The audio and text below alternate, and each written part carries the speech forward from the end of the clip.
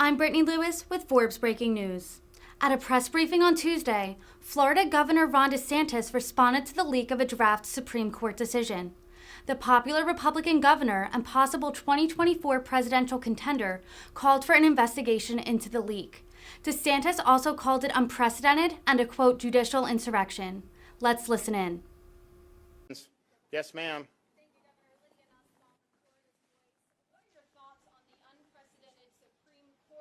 And my follow-up to that is, with this news, will you support a stronger ban on abortions in the next special session? So I think if you look at the protections that I signed into law a couple weeks ago, those were the strongest that Florida has seen in decades. Our view is that those are fully consistent with the federal Constitution. And I know you had the Dobbs case pending, but we really believe that we're going to end up okay on that. Now, we're mindful that we also will be challenged under the Florida Constitution and statutes. We think we're going to win there, but that is going to be something that we're going to have to do.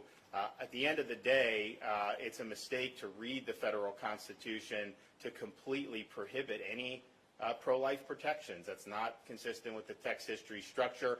I don't know if that opinion is going to be the actual opinion. Robert said that was not the final, so who knows what's going on behind the scenes.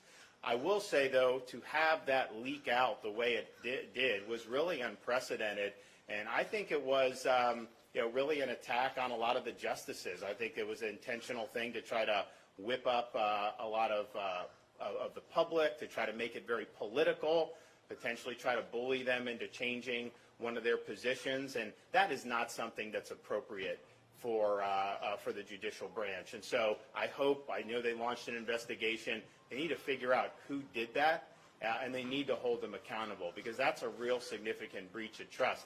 You want to talk about an insurrection, that's a judicial insurrection, to be taking that out and trying to kneecap a potential majority through kind of extra constitutional means. And so I was really surprised to see that.